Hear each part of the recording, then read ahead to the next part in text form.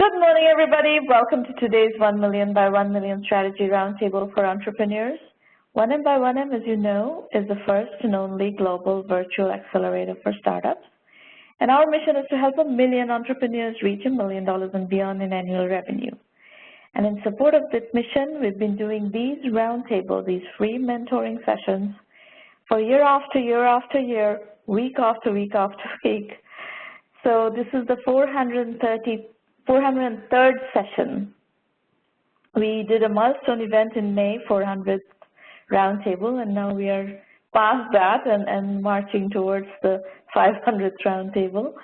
So it's been an incredible experience working with all of you from so many different parts of the world and learning about what you are doing, what kinds of challenges you're facing, and what you're trying to accomplish. So it's been a real pleasure adding some value in your process. All recordings of prior roundtables are available on our YouTube channel, 1M1M Roundtables. And you will also be able to follow a lot of our very rich, inspirational, educational content on our Twitter channel at 1Mby1M and at Romana. If you arrive tweeting the show today, please use hashtag 1M1M. And this is a roundtable, not a broadcast. We want as many of you as possible to participate. So use these call-in numbers. I will put these back up again when we are ready for you to call in. First, though, we're going to do the entrepreneur pitches. And I believe we have a full roster of 5 today. So a little bit of expectation setting here. Remember, we are on your side, and this is a safe working session where you can bring all your issues and we will be happy to discuss them with you. So let's also clarify one thing. It's perfectly okay. If you disagree with my feedback, that's perfectly fine. It's your business. You can decide on how you're going to play your cards and play your hand. One thing is certain. Not all businesses can raise money. Not all businesses should raise money, and raising money doesn't guarantee success. So you have to understand the equation of startup financing really well. VCs are looking to build companies that grow from 0 to $100 million in 5 to 7 years in revenue, which is basically hyper-growth companies. So does your business have characteristics of being a hyper-growth, hyper-large company? Needs to be figured out. So is Swetha on the call? Yes, Ramana. Hello. Good morning to you, and hello all. Good morning. Perfect. Swetha, go ahead. You are our first presenter. The company is Annlyz from Bangalore, India. Go ahead, Swetha. Thank you, Shramana. Hi all, I am Swetha from Anlyz. We are an analytics-based information security product company. Our products offer the intuitive edge and enable decisive behavior to InfoSec management. Protecting information alone isn't enough. Ensuring confidentiality, integrity, and availability is incomplete without the security being the fourth angle. When we see the slide here, the numbers and figures only emphasize the fact that digital business transforms the way in which technology and information are used in the enterprise. It is prudent to investigate the effectiveness of current information security products and solutions. Moving on to the next slide, I would like to highlight the problem that we are solving as being an Anlyz information security company. Legacy SIM, or the security information and event management products or tools, do not cope up with the ability to detect and respond to the speed of a demanding digital expansion. Security leaders across various sectors continue to invest in and count on SIM as by and large the only technology to combat both insider and advanced threats. While the data here on the slide do present as the status quo, I would just like to take you closer to the reasons, which are rather a shortfall to bring in the current detection capabilities by the legacy systems. lack of comprehensive understanding of when, what, and why behind the logs, inability to gain insight into the data collected, inability to project data in more coherent form, blazing fast search and response time is distance achieved as these solutions are non-analytics based. Now, for the reasons stated above, and to keep the business, build an agile business strategy, SIM tool, according to Gartner's analysis, also has to evolve to provide. I'll just go to the next slide here. Yeah, so Gartner's analysis also has to say that, you know, the SIM has to provide advanced security, which dictates the path by being descriptive, diagnostic, predictive, and prescriptive. And this leads to or enables the organization from not just being proactive alone, but to detect, respond, and predict and prevent in a given manner. I would like to uncover in the next slide our product, our SIM product named Cyberl. Can we just go to the next slide and come back to this? Yeah, thank you. So our product is also a SIM product, and we have decided to name it as Cyberl. Cyberl is designed by a seasoned analyst to augment the resources and ability of analysts, security leaders, and to empower the CISO by expanding the capabilities into threat detection and security orchestration. What are the things that we are bringing onto the table here? Proactive detection. How are we trying to bring the proactive detection is through pervasive monitoring and exhaustive pattern leading to collective intelligence. Contextual information built over log enrichment spurs the analyst's efficacy to detect and respond. Ability to generate real-time reports or dashboards of threat landscape broadens the ability to predict and prevent the damage. And most importantly, the non-EPS design forms the forte for scalability. Orchestration, playbook, and workflow decreases time between detection to remediation, and continuous updates from machine learning models suitable to your landscape are fed into the system, which keeps you up in terms of managing the security over the complete landscape. Let's go back to the previous slide here, please. While this said, I would just want to grab an attention towards the market share or the market spending on the SIM. We see that 96 billion is what we were at last year or the current year, and this market is expected to grow at 120 billion. Also, I would like to mention about few facts, as to there are organizations who are at this point willing to try different solutions other than the one that are present in the market. And I think this gives us the hope to get a market share that is quite strong and stable. Moving on to the next slide. Yeah, so how are we looking at grabbing this market share, or how are we looking at even helping the market evolve is, how are we helping to evolve is that the SIM product is priced almost at 50% less than the current SIMs that are available.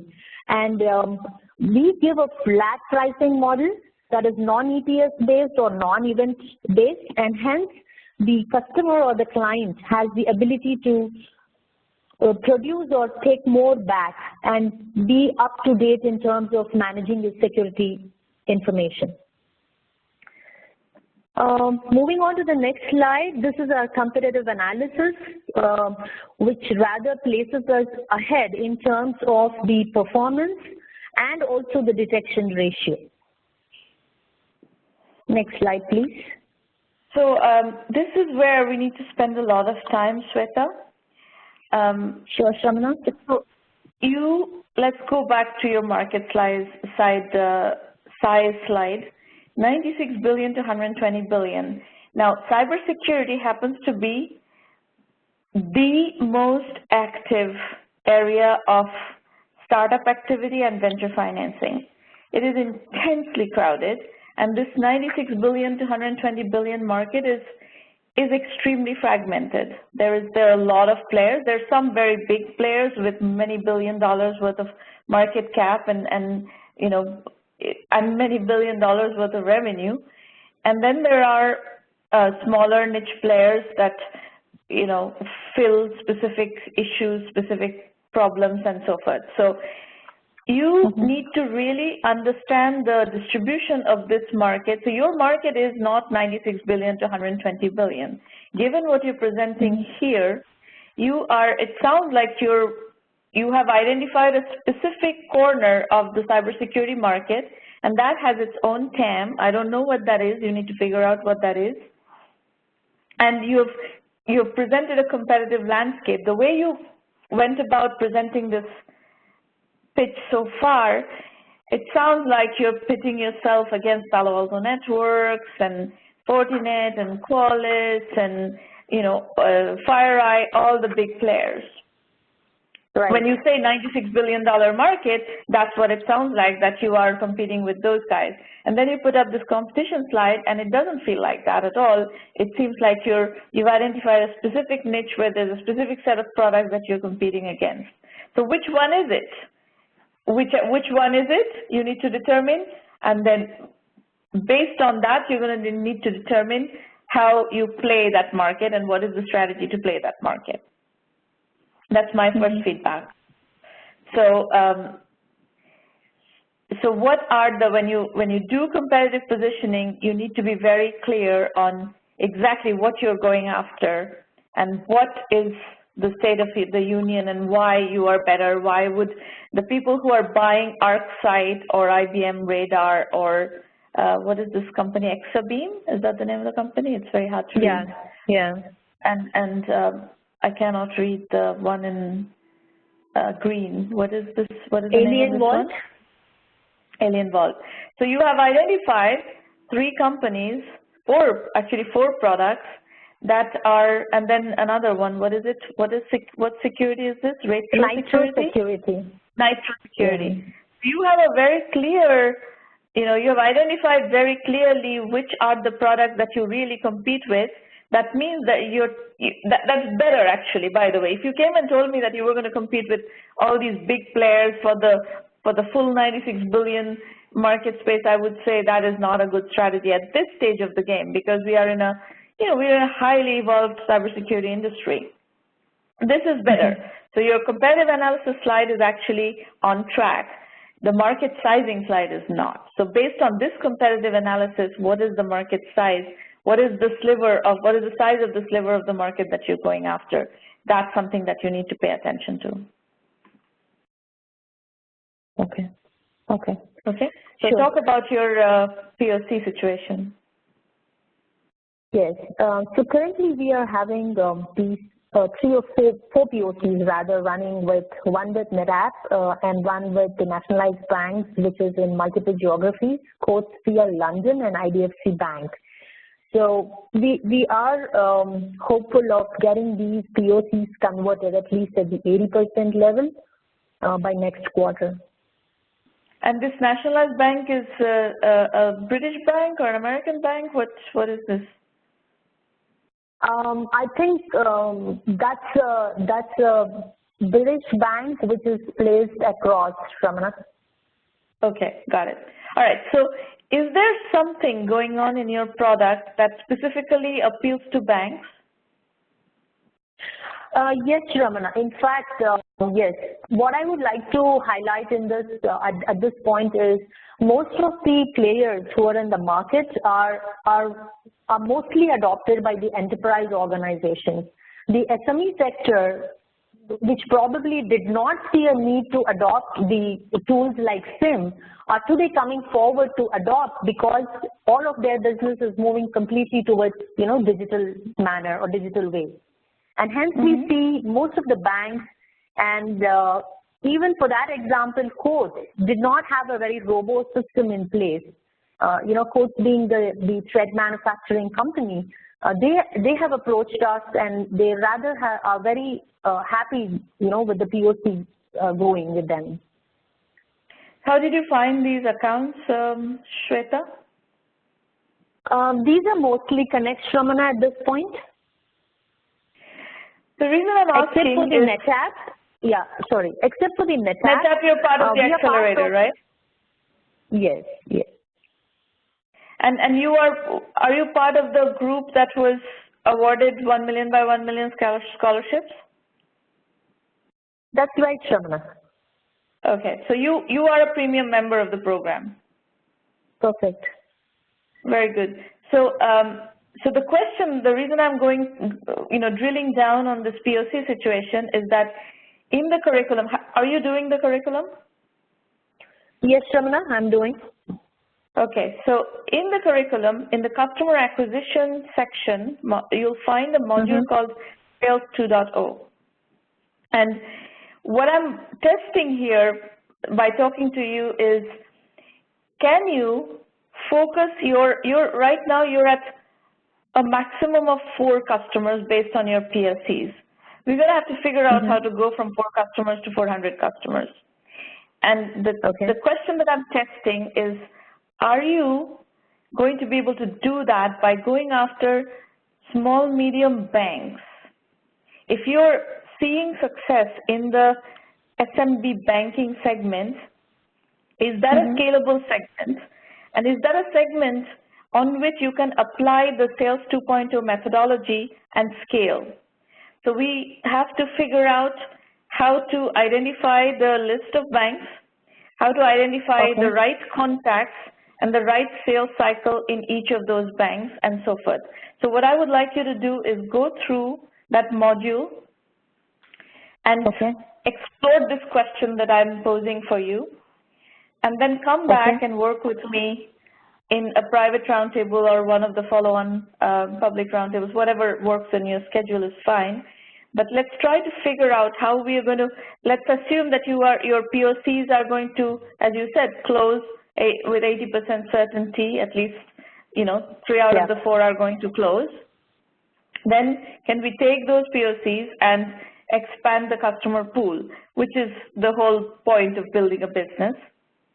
So let's see if that is going to work on the, let's see if we can roll out the Sales 2.0 process on this segment, and is that something that you feel comfortable doing? So let's go through the module and then come and discuss with me the next steps.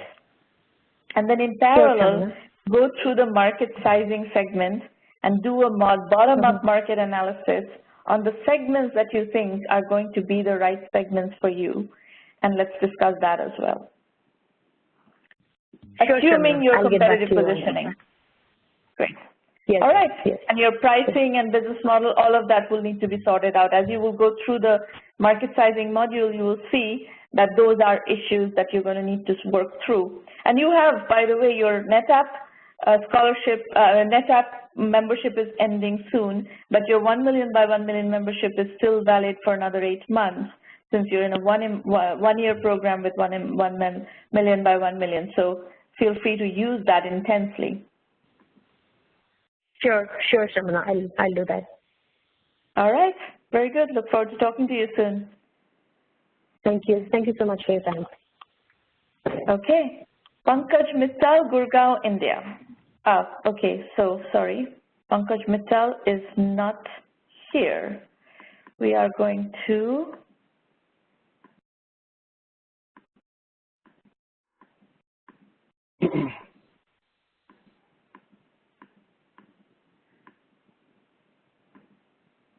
Rahul Mittal. Yes. Good morning, everyone. Good morning, Shravana. Good morning. I'm founder of Spojiti. My name is Rahul Mittal. To begin with, Spojiti. Spojiti basically is a Bosnian word that means bring together. And in our world, it is a platform that connects homeowner with home improvement professional, by which homeowners can consult professionals and solve their problem on phone. Before I go further talking about the solution, I would like to talk about the problem. In the current home improvement industry, there are certain pain points, and there's some gap which I'm trying to fill up. The pain points which we see in the current industry is lack of knowledge. Most of the homeowners, at least the first-time homeowners, they are common people and they have limited knowledge. They cannot solve the problem by themselves, at least with confidence, and they can make it even more worse. That comes from my personal experience. So that is one of the problems. The other problem is time. Sometimes the problems are critical, and time is of essence sometimes. So you need the professional right away. You need to fix the problem right away, which is not possible all the time. You know? Even with online tutorials, you want to find the exact solution, and you won't be able to solve the problem by yourself. Then the other pain point is money. Service professionals charge you a lot, even for problems like flipping a fuse circuit. You know, flipping the switch of the fuse circuit, they would charge $150 to $300. So those are the pain points. Coming to the solution, if you can please go to the next slide. So solution is a Spojiti app. It's a mobile app. Basically, the homeowners can connect with professionals through this mobile app over a video call, and they can select the appropriate professional, whatever the problem is related to, plumbing or AC or whatever, and they can get connected to professionals. Professionals can provide them appropriate instructions, and they can solve the problem by themselves. They also have a opportunity to rate and review the professionals. So the other side of the platform is Spojiti Pro app. These are for the home improvement professionals, and the professionals can register. They can go online just like Uber app if they're available. If they receive the service request call, they get connected, they accept it, they get connected, and they can give instructions to the homeowners. And at the later stage, once the call ends, they can either charge the homeowners or opt not to charge the homeowners. If they've done justice to their consultation, they would charge. If not, they won't charge. So that's what the app is about. Yeah, the different services which we have are for AC, HVAC, plumbing, electrician, auto care, handyman, and computer professionals. And the charges are $2 per minute for the first 10 minutes, and then $1 per minute thereon. That's what. Competition, we have competition like online how-to tutorials. Customers can go, they can look for the problem online on YouTube or DIY network, and they can try to solve the problem. But they may end up making it worse, you know. So that is one of the competition. The other competition, and the popular players over there are DIY network, family handyman, do-it-yourself. Those are the popular platforms for that. The second competition is digital marketplace like Home Advisor or Thumbtack, where the homeowners can get connected. They can hire professionals, but then they are charged heavy. So that's the problem is there. The third one is advertisement platforms like Angie's List or Craigslist. Again, the problem is same over there. The homeowners are charged pretty heavy.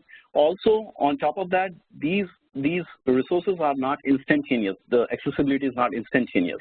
You call the professional. He may come right away. He may not come. You may have the problem during the order. So the solution here is not instantaneous. That's another problem here in these platforms. You can go to the next slide, please. The competitive advantage we have, time. You get connected with a professional, qualified professional instantaneously. It is available 24/7. And then qualified and insured professionals, what we have on our platform. The cost is pretty low. 85% is what, on an average, a homeowner is going to save. It is location agnostic. So professional can be sitting in California and the homeowner can be in Florida, and they can get connected. So you get the best of the lot. So that is another advantage, and then we have first mover advantage, of course. So there's no other solution in the market right now. Is this already active? Is this something that you're already doing? Yes, yes. So, okay. but I would say it is it is in the beginning stage. The apps are there. Sure. We tried the basic marketing. Now, this is personal funded. I don't have any funds from any investors, so I can spend only so much. So with those basic marketing I did on Google AdWords, I managed to get, with a limited amount, I was able to get only 70 active customers and 40 professionals. Okay. And the average, yeah, sorry, go ahead. And so it's happening, the transactions are happening? It sounds like you have calls going on. No calls as of now. I just got the active customers and professionals. What is this average call duration, 6 minutes? No, that I got from the online survey. That's all that's what I got. I see. So you haven't yet validated whether there are people who are going to transact. So there's a problem. There's a problem in the solution. The problem is I got 2 or 3 calls from the customers, but at that time the professionals were not available. So I see. So I need enough professionals to remain online and enough customers. So that's the balance I need to maintain, and for that I need more of registrations, more of active customers and active professionals. You need. It sounds like algorithmically you don't have the provisions to see. Customers are not going to stick around unless there are people wanting to take calls, and professionals are not going to stick around unless there are customers. The classic problem of two-sided marketplaces. But if you need them to be available 24/7, otherwise no transactions will happen, that's not going to work. That's my, that's what I identified. And the solution, what I thought about is, to begin with, I'm going to go at a micro level. I'm going to talk to a few of the professionals personally for each services. I'm going to request them to be available online, and probably I'll give some additional incentive to those professionals so that they're available most of their time during the day. How can they do that? How can anybody who is a professional be available on call waiting for nobody to call or 24/7? I don't think it's a valid proposition for a professional. They're not going to do it. Okay, yeah. So you tell me that, and I'm a handyman and I need to be on call 24 hours a day, and nobody calls for 10 days. I'm like, I'm not going to do this. I agree. That's a problem. So there's a fundamental problem in your in your business hypothesis.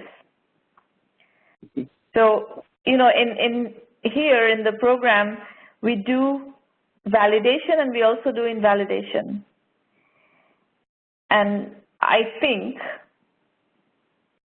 it's not clear to me that this is validating. So your slide on market validation and projections, this discussion tells me that your idea is not validating.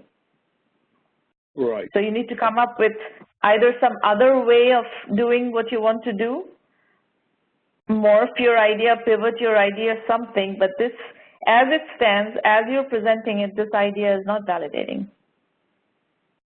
I agree. And you better take note of that upfront, early, rather than wasting a lot of your time and money. Okay. All right. Okay? Yep. All right. Great. You're welcome. So, I'm sorry? I said good luck. You're talking about funding. There's no chance of anybody funding this because I don't think it's actually working. Okay. All right. So you would suggest that I should first do the validation, and if it is validated, maybe with certain calls, then I can approach her. And if the validation exercise is telling you that people are not doing what you want them to do, then that means the market is telling you that this concept doesn't work. And that's called invalidation. Market is invalidating your concept. Okay. Quick question. So let's say it's validated, because that would again require some more funds, and probably that will come from my personal funds. But let's say it's validated. I get certain number of calls, maybe 10 calls or 100 calls, whatever.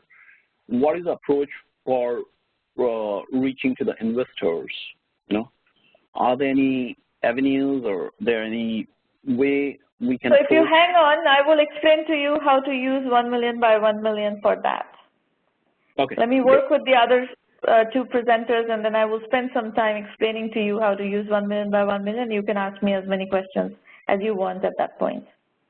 Sure. Thank you. You're welcome. Okay, John Delia, you're up next from Columbus, Ohio. Hi, good morning. Thank you for the opportunity. My name is John Delia, and we're presenting Housing Joint Venture. We're real estate impact investing made simple. Next slide, please.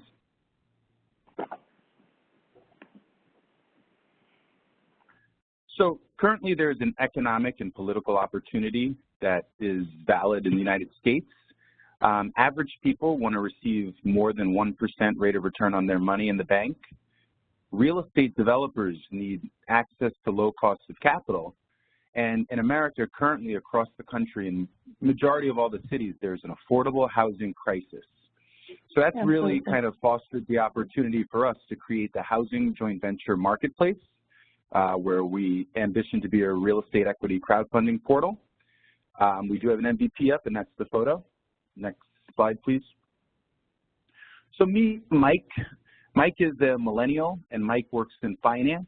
Mike has, higher education, both an undergraduate and a graduate degree, and Mike is a proactive investor. Mike's created his emergency fund. He's begun saving for retirement.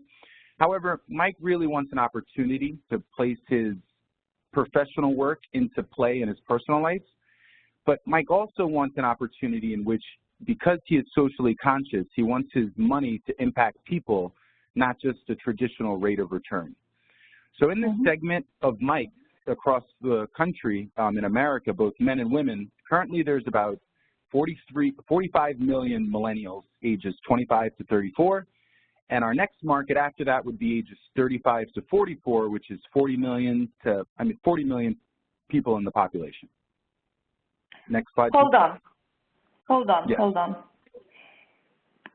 You're presenting Mike as somebody who has a 100K to 250K salary at 27 years old.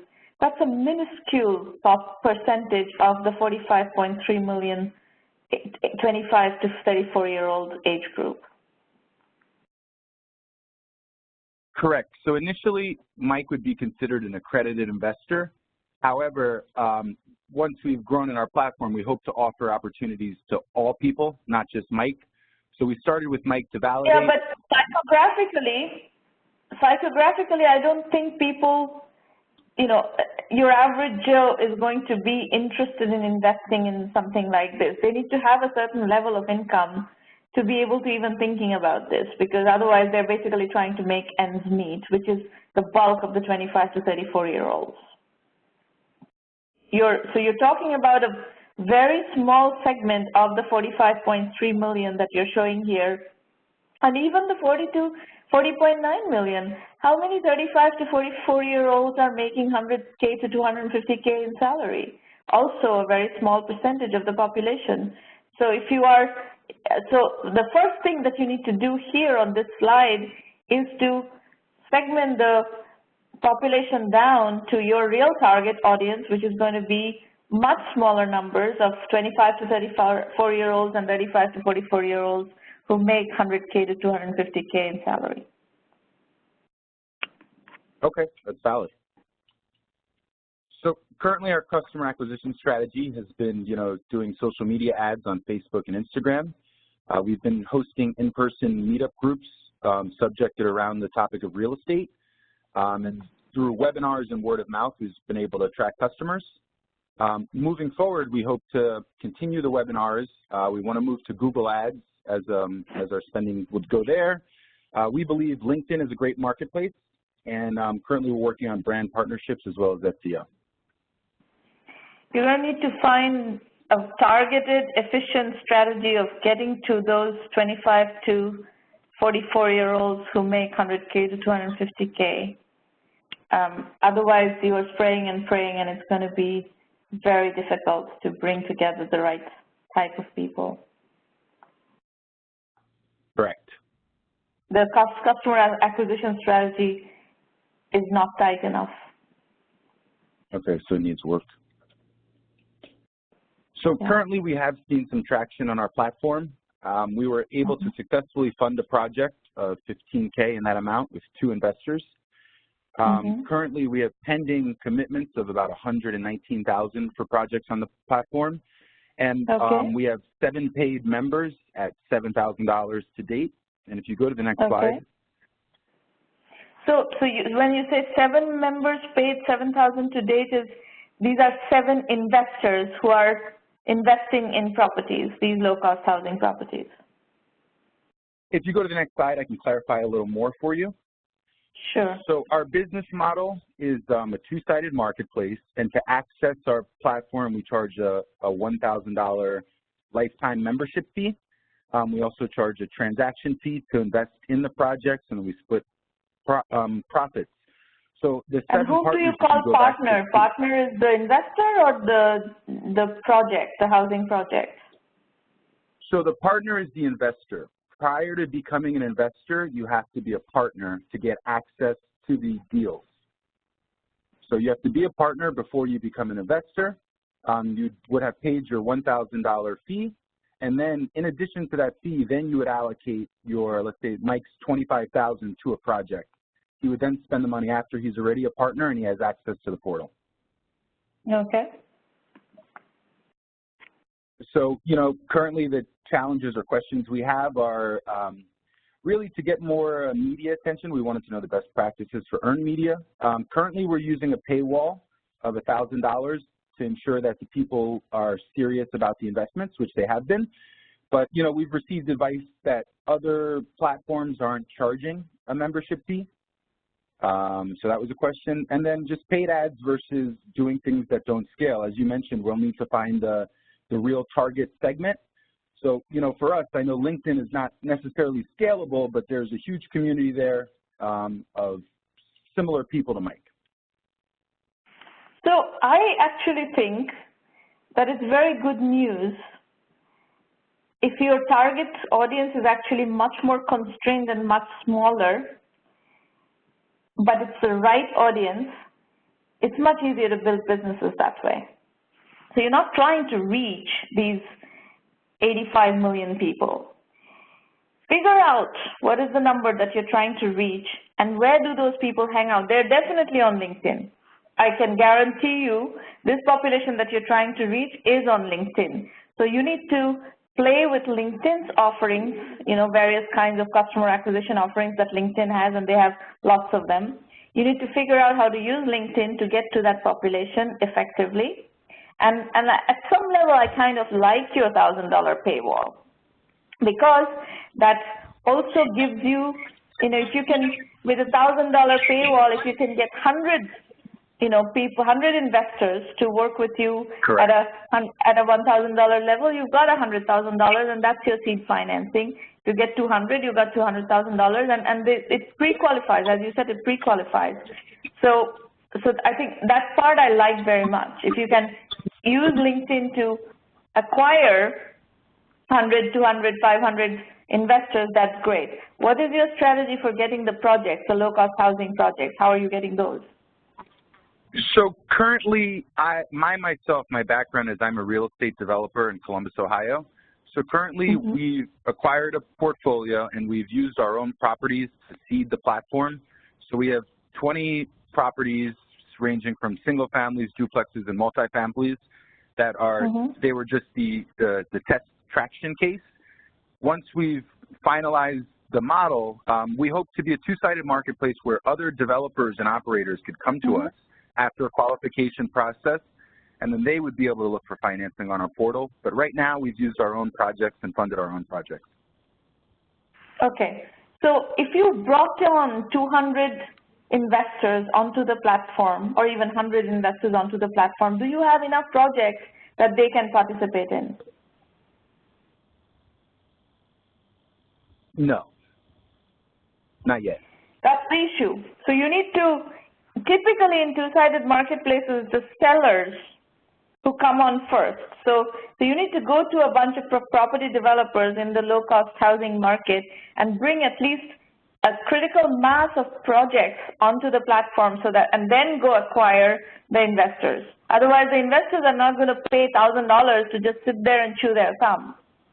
They're going to want to invest. We have about $1 million of needed financing for the projects we currently have. Okay. And the denomination is what, 7,000? 10,000? So the minimum investment as of right now is $7,500. Okay. So then you do have some inventory that you need to finance, and you can start bringing on. So I would just focus very tightly on bringing on investors of the right segment, this 100K to 250K salary segment. Use LinkedIn to acquire those customers, and bring. You have $1 million worth of properties that need investment right now. Bring in more. Bring in maybe 5 more developers who are working in your segment to the platform and build it. So if you can get those two to work, right? If you can get 100, 200 properties and you get 5, 10 developers, you've got a marketplace going, and it'll move from there. And you basically rinse and repeat the exact same strategy. This is doable. This is completely doable. Thank you for that feedback. All right. Okay. Alfran, are you dialed in? I know you have all sorts of questions about dialing in. Hello, ma'am. All right, go ahead. Hello, ma'am. Am I audible? Yes, we can hear you. Go ahead. Hello. Yeah, ma'am. We can hear you, our Alfran. product name is Meedy. Yes, ma'am. Yes. So our product name is Meedy. It is a tangible product of the genre of a selfie stick. So basically what it does is holds your phone right in front of you while you can do all kinds of works. Like if you want to record something and while traveling, record something while traveling, or you want to record something while cooking. If you're a YouTuber or a blogger and you want to record something while you're cooking and you want to cook as well as record stuff. So it helps in doing this. And this is a tangible product. We have sold, the first model of this product wasn't foldable. We have worked on a new model that is completely foldable and lightweight. It is just 130 grams. It has a neoprene foam around the neck for comfort, and it is very cheap compared to a GoPro. Like what a GoPro does and this does is this basically converts your phone into a GoPro, as you can just attach your phone to this suspender to the device and then turn on your camera and the camera will start recording. And the price difference between a GoPro and the GoPro in India costs around 22,000 rupees, whereas this will cost only 250 rupees for any basic retail, typical buyer. Okay. And do you have prototypes? Yes, ma'am. For the new model, we are currently working on the machinery of it. So the machinery is being made currently, and the prototype would be developed by the end of this month. Okay. All right. And the what segmentation is the basically. Use case that you think of all these use cases that you have on this diagram? Which use case do you think is the most likely use case where you have enough market size of people wanting to do this kind of recording? Basically, YouTubers, travelers, and students like us who like if we want to watch a movie or read a book, and we don't want to use our hand for long periods of time, because if you want to watch a movie and it's of 2 to 3 hours, or you want to read a book, these things take time and your hands can get numb after some time. So this can replace that hard work of holding your phone for a long period of time, and we feel that the main market would be of students of the age of 18 to 25, and travelers and YouTubers would be the main market for this product. So have you tested these markets, any of these markets? Ma'am, we have surveyed around 1,500 people, and the response that we had gotten from them was positive, and this proved that the validity and the demand for the product is good enough for us to get into it.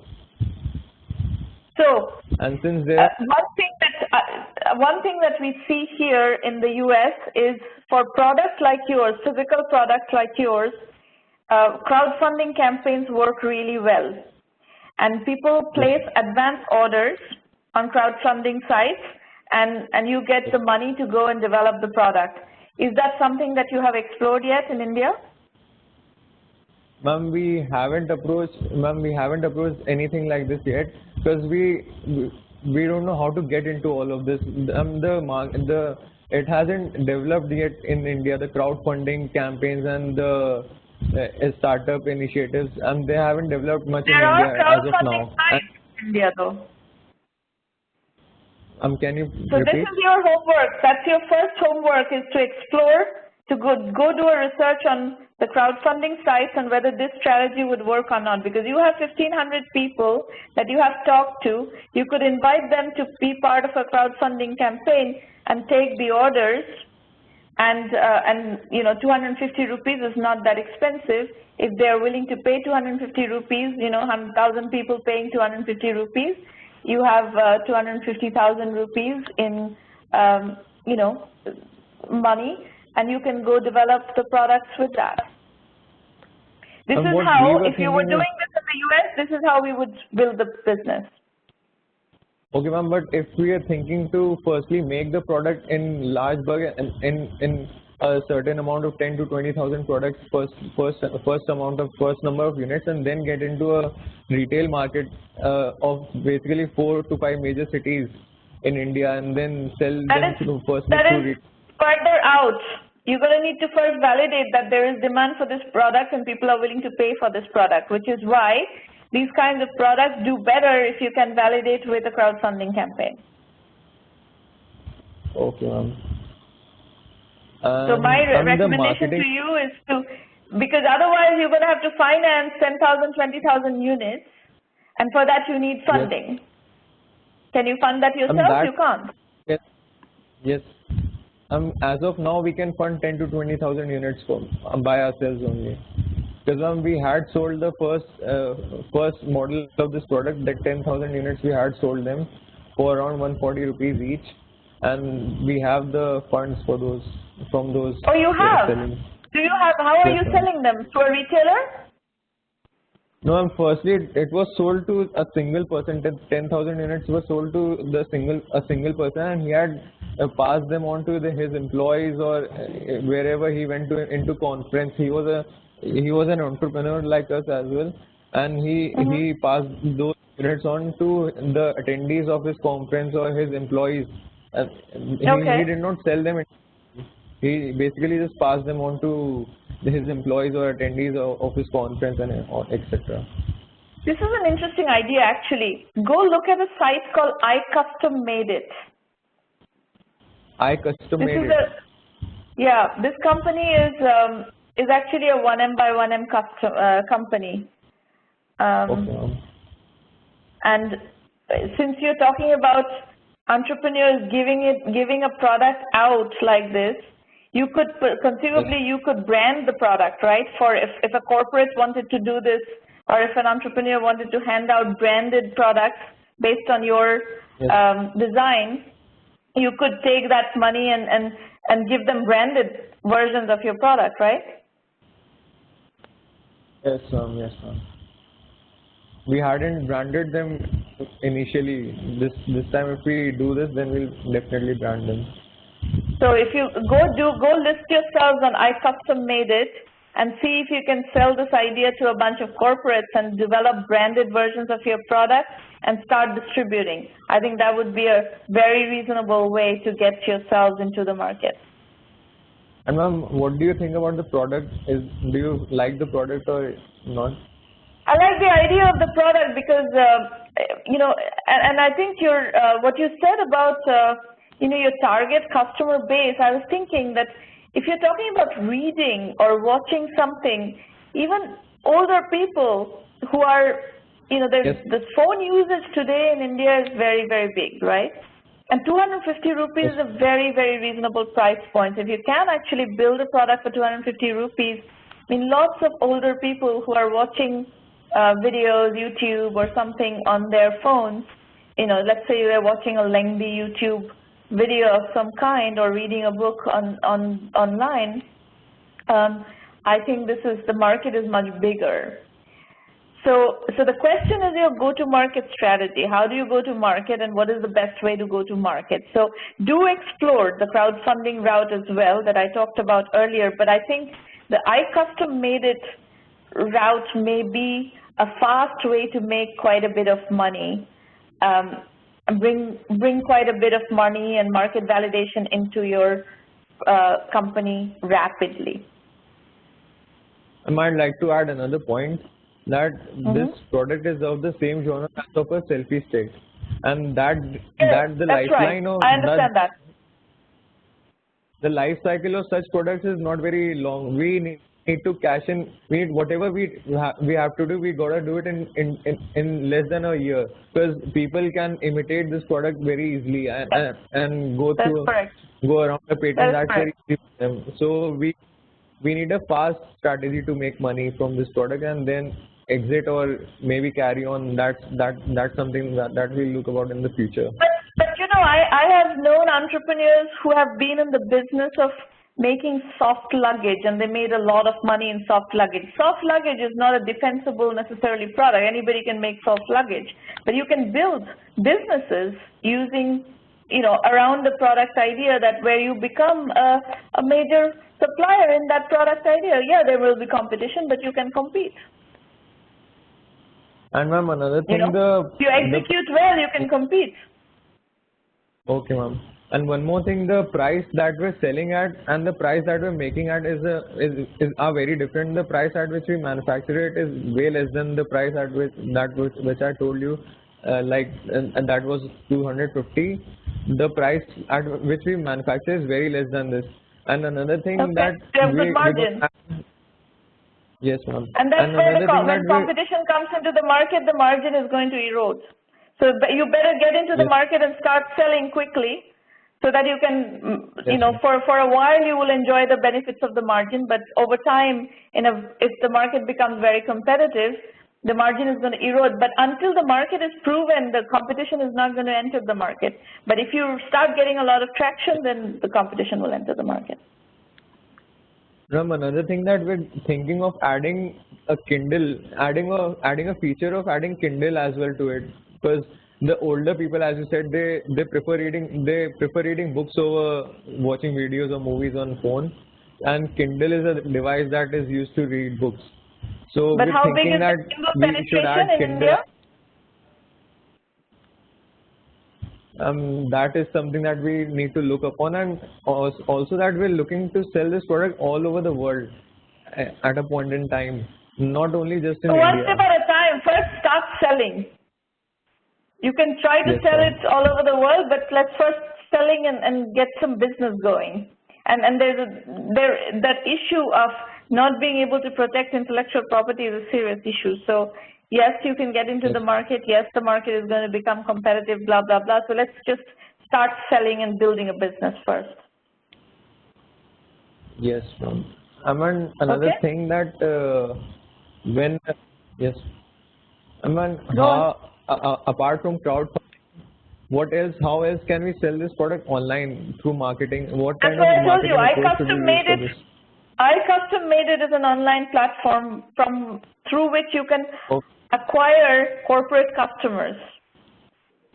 I think this would be a fabulous way of getting into the market, is working with corporations, and there you will be able to, you know, basically sell branded products to corporations and become a supplier to corporations who would give you, you know, branded products to build for their audiences, and then you don't have to worry about selling. They're going to give you orders of, you know, 1,000, 2,000, 5,000, 10,000 orders, and you, in one go, you make a lot of money.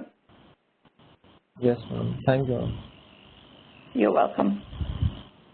All right, folks, before I'm going to explain to you how to use 1 million by 1 million, all of you who are, you know, building businesses and need help. If you like what we are doing here, please bring serious entrepreneurs into 1 million by 1 million. And the word serious is in bold because it takes time and energy and commitment to build a real successful business. So as far as the resources of 1 million by 1 million, everything is on our website, 1Mby1M.com. You will find a blog that is terrific, tremendously resourceful and informative, and extremely inspiring. There are case studies, one after another case studies, that gives you evidence of how entrepreneurs have built from nothing to very successful businesses, and that's incredibly, incredibly inspiring to read. So for your daily dose of inspiration, keep reading the blog. The Entrepreneur Journeys book series is something we've published based on some of the blog case studies. These are case study-based books. There are 12 volumes of them. You can learn from those as well. We have these roundtables happening every week. You can come to any of those. Our full acceleration program is 1M by1M Premium. You can get full acceleration services through the program. You can use our curriculum to learn the methodology. You can get coaching like this in members-only sessions. We help you with business development. We help you with strategy consulting. We help you with financing. We help you with getting the word out there about what you're doing. All of those are very reasonable ways of accelerating your business, and that's 1M by1M Premium. Go to the website, the 1M by1M website, and look for the self-assessment. These are questions that will help you develop your strategy. And if you get stuck on any methodology points, go to 1M by1M Basic and plug that methodology gap. The core curriculum of 1 million by 1 million is something that every entrepreneur needs to be on top of. So you do need to learn a reasonable set of methodology to build a business. Otherwise, you're going to make a lot of highly avoidable mistakes. So I'd rather that you don't make those mistakes unnecessarily and keep building the business with a reasonable degree of certainty and by avoiding the obvious mistakes. And that's why we've created the curriculum and the mentoring capabilities of 1 million by 1 million. So go dig around on the website, what to expect from the premium, what to expect from basic, video FAQs, all of that. The curriculum is case study based, and you can see the description of the curriculum on the website as well. It consists of over 800 case studies of successful entrepreneurs, including 50+ unicorn companies, through 400+ venture-funded companies, 350+ bootstrap companies, and it's delivered in video lectures and case studies online, 100% online. You can access it from anywhere in the world, and I strongly recommend you use it to understand how to build a business. The methodology is lean, capital-efficient bootstrap startups, and our philosophy is bootstrap first, raise money later. That's pretty much it. We have roundtables every week, one more in June, and then all 4 weeks of July. So please come, and if you want to reserve a slot to pitch, go ahead, go to the free public roundtables page on the website and register to pitch or attend, and you'll learn a lot through this process. We also have in-person rendezvous, and that's the schedule. Also, the schedule is available on the website. I think the schedule has changed. Maureen, please change the schedule on the slides. The rendezvous schedule has changed a bit. That's it. So as far as programming is concerned, today's programming is that, and now we are open for Q&A. So anyone in the room can ask questions. You can dial into the call and ask questions. You can also introduce yourselves. So this is a very nice networking opportunity also. So in the public chat, make sure you set your public chat to send to all participants, and tell us who you are, where you're joining from, what you're working on, what your challenges are, and let's see if we can discuss your challenges and help you. And also just share what you're doing so you can meet people who are in the room. And while you're doing that, let me introduce you to Irina Patterson. If you have questions about the program, you can contact Irina and ask her questions. And that's it.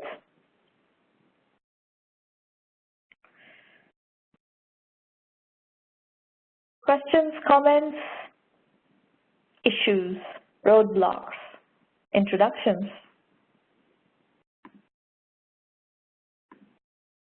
Yes, no?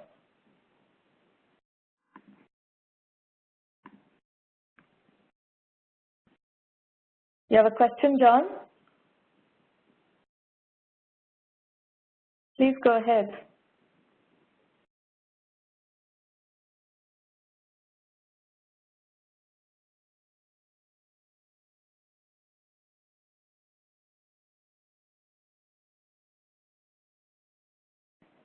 I will put the dialing number up.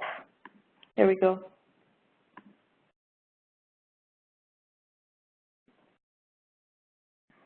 Hello. Oroshika is asking if you could collaborate with John Delia to promote your app. John Delia is doing an investment marketplace. What has that got to do with fitness trainers, Oroshika? John, go ahead.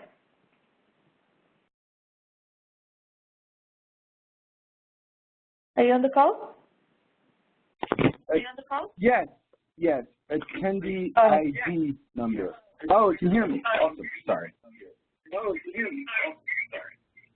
John, you're going to need to mute your line, otherwise, mute your computer, otherwise it's going to keep streaming echo. Okay. Sorry.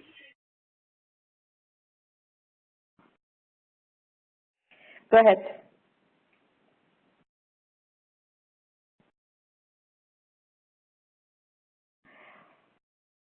Oroshika, John is not going to be interested in any of what you're suggesting because he has his own business to build and he has absolutely no interest in what you're talking about. There's no relevance whatsoever. There's no synergy, no relevance in what you're proposing. He's trying to get investors to build low-cost housing that has nothing to do with fitness instruction studios.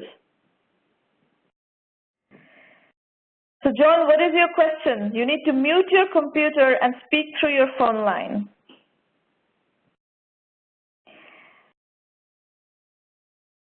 Rahul Mittal, your question about how can you reach investors? If you want to reach investors through 1 million by 1 million, we do introduce you to investors. However, you have to be at a fundable state. Maureen, could you share the investor introduction link from our website in the public chat for Rahul Mittal, please? Thank you.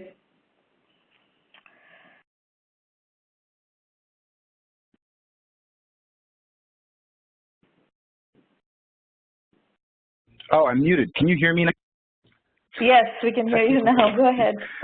Awesome. So I was asking, is the best way to kind of segment my market further to just use the U.S. Census data and then to segment that way? Or what would you recommend as the best path to further segment the 85 million? I don't know. You need to dig around. Okay. Dig around for data sources. There are all sorts of data sources, and you need to find one that specifically fits your segment. I don't know if the U.S. Census data has that segmentation. You have to check. Okay. Off the top of my head, without doing the research, I can't say. And my remaining question is in terms of value proposition. Yeah. Too often I've received feedback about what's in it for the investor in terms of if we needed company funding. So the value proposition for our company is that we're addressing a low-cost housing, affordable housing. So it's a socially conscious business. And I'm just having difficulty kind of communicating our social focus as opposed to just traditional real estate finance as some of the other platforms exist. Well, you're going to need to go talk to the kind of investors that are focused on the social entrepreneurship and impact investing area, and there are companies like that. Okay, but do you think I should still lead with this impact investing focus, or is it, I mean... Well, I haven't seen your business plan on how you are proposing investors are going to make money. So people who invest in your company, okay, how are they going to make money? That's a business plan, that you're going to need to produce. And, we follow a specific template in terms of fundraising templates. investor pitch template. And if you decide that you want to use 1 million by 1 million, you will have access to that. And you need to put that template together and come work with me, and I'll give you feedback on how to iterate and how to refine that proposition, and then help you go sell that to the right investors. But I need to work with you to get that thing together. Okay, thank you for that feedback. Based on what you presented right now, that is not clear. What's in it for investors is not clear from your pitch yet. Okay, all right, we'll work on that. Thank you. You're welcome. Okay, so Rahul Mittal, Maureen has shared with you the investor introductions page, so go through that, and that should answer your question. And if you have further questions, contact Irina, and she will answer whatever other questions that you might have. But more or less everything all questions that you might have on that topic is already addressed there. Anybody else?